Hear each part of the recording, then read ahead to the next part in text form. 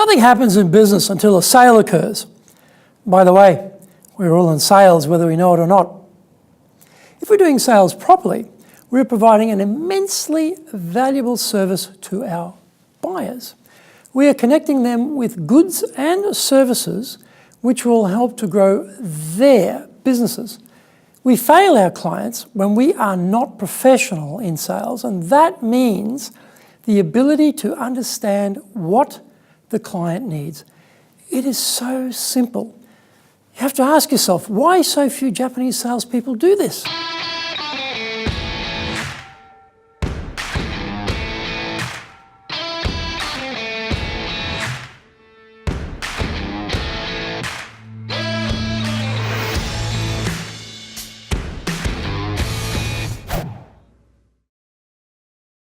Welcome back to this weekly edition every Tuesday of the Cutting Edge Japan Business Show.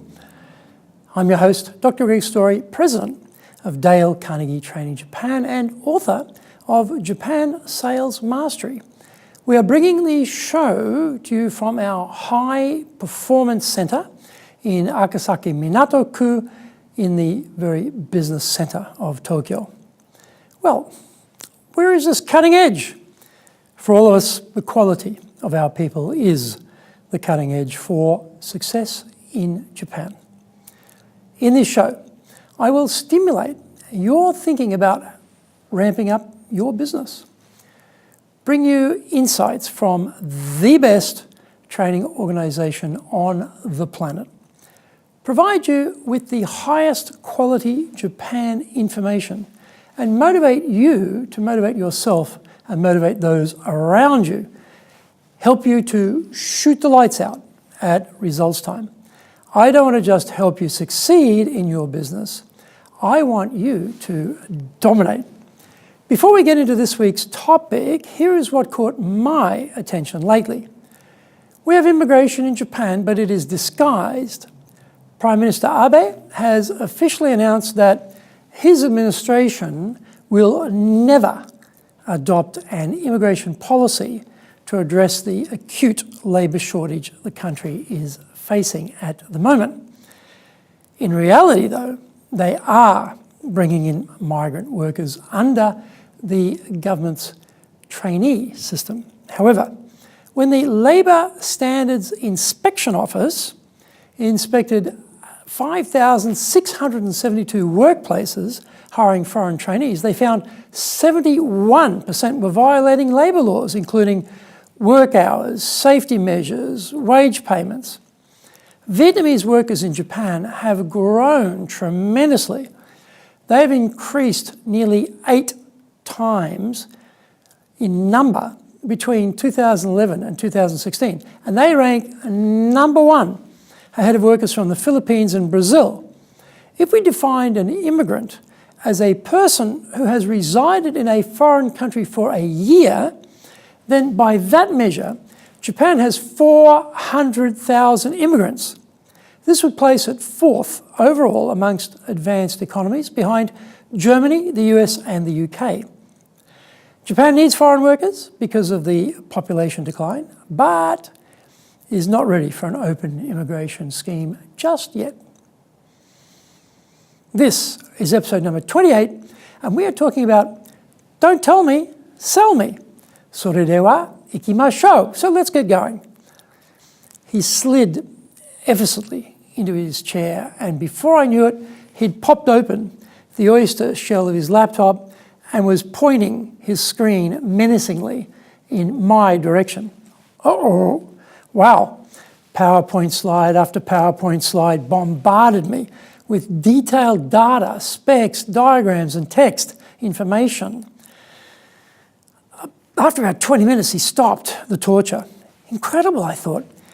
He hasn't managed to ask me even one teensy-weensy question during this session of our first meeting.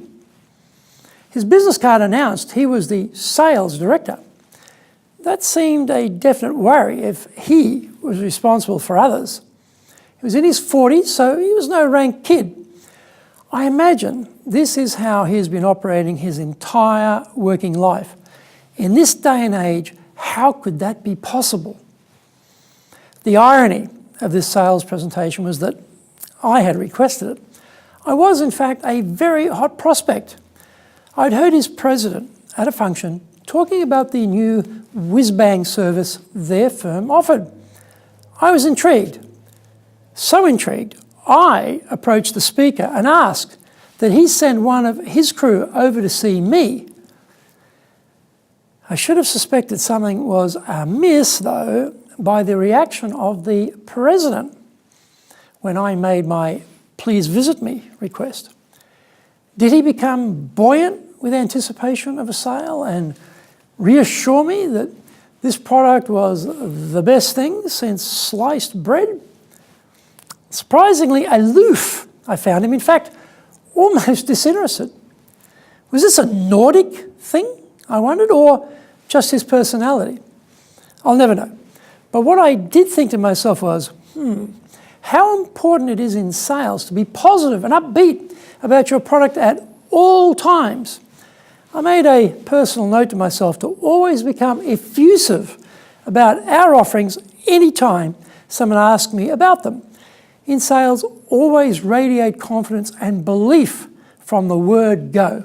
So, back to our sales meeting. After a death of 1,000 PowerPoint slides, I miraculously revived and started questioning the sales director. Why?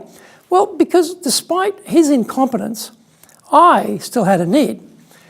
In the end, though, I was not a buyer. What could he have done with me? He could have asked me a few questions to ascertain what I was interested in. I asked for the meeting after all, so there is a big hint there. What was in what the president said in his presentation that grabbed my attention and interest? The sales director could have holstered his weapon instead of drilling me with detailed dross and pap. Of the 10 functionalities of the whiz-bang, there were only 2 or 3 that were of any match with what I needed. There were many, many slides, but I did remember a couple that seemed the most relevant. We could have dispensed with all the relevant detail and gone straight to the finish line with the hotties, those slides with the greatest match for what I needed. We could have spent the bulk of our time talking about the key aspects which were most likely to lead to a sale. We had limited time, and he limited his own chances of gaining a new client by telling me everything I didn't need to know, instead of only those things I really needed to know to make a buying decision. Too much irrelevant detail distracts the buyer and confuses them, and this is what he did with me. So, what can we learn from this example? Find out more about this when we come back from the break. If you want to sell more and do it more easily, do the Sales Advantage course. If you can't build trust, no sale. Can't design excellent questions to understand the client's needs, no sale. Can't present the solution convincingly, no sale. Can't handle objections properly, no sale. Can't close, no sale.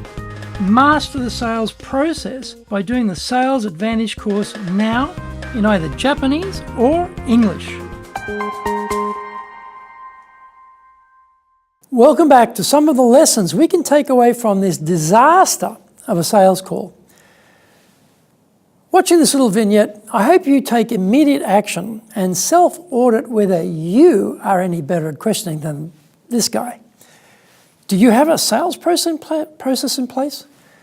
Most salespeople don't, and so they have no idea what they're doing. Are you spending the bulk of your client interface time laser focused on where they have the greatest likelihood of success? Or are you waffling on about things which are of zero interest to the buyer? If you are a teller, then stop doing that and become an asker. Here is a simple questioning formula that will help you get to the heart of the matter and will uncover where you can be of the most assistance to the client. Start with either where the client is now or where they want to be. It doesn't really matter which one you ask first. This is because what we are trying to understand is how big is the gap between as is and should be. By the way, unless the sense of immediacy about closing that gap is there, then there will be probably no sale today. Clients are never on the salesperson schedule and will take no action unless they clearly understand there is a benefit to do so. We have to create a sense of urgency for the buyer in order for them to take action. The way we frame our questions is how we do that. There is no point in just making a statement such as, "You need to take action now." That won't work, as well as coming up with a carefully designed question which leads the buyer to their own decision that they need to take action now. This is why statements are so bad and questions are so good. Having plumbed the parameters of the current and the ideal situation, next inquire about why they haven't fixed the issue already. This is an excellent barrier question, and depending on the answer, you might be the solution to fix what they cannot do by themselves. We are often the solution for them to take action and fix the problem. They haven't been able to do it sufficiently well enough yet from their own internal resources, so they need what we have to make it happen. Listen very carefully to the answers to the barrier questions, because that is where the persuasion points lie. Finally, check on how this would help them personally. What is the payout? What is the payoff for them? They may need this fix to keep their job, hit their targets, get a bonus, get a promotion, feel job satisfaction, rally the troops. There are a myriad of potential motivators.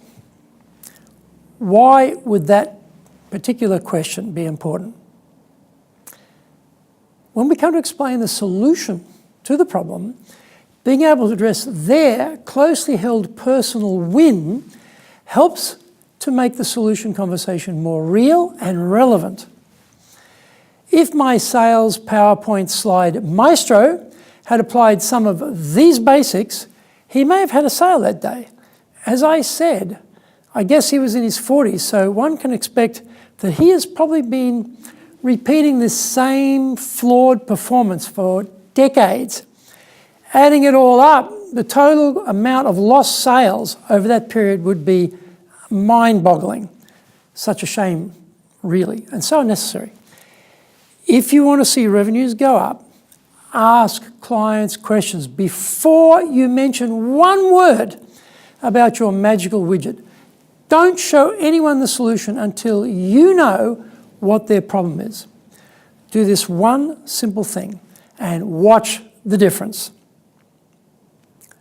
Keep pushing hard with us here at the Cutting Edge Japan Business Show. Subscribe on YouTube, share it with your family, friends, and colleagues. Come regular. Thank you for watching, and remember to hit the subscribe button. Our website details are on screen now, dalecarnegie.com. It's an awesome website, great value there. Check it out. In episode 29, we are talking about be more self-aware. Find out more about that next week. So, yoroshiku onegai itashimasu. Please join me for the next episode of the Cutting Edge Japan Business Show. Until then, create seriously massive levels of success. We're here to help you do that. Dale Carnegie Training Japan has only one direction in mind for you and your business, and that is up.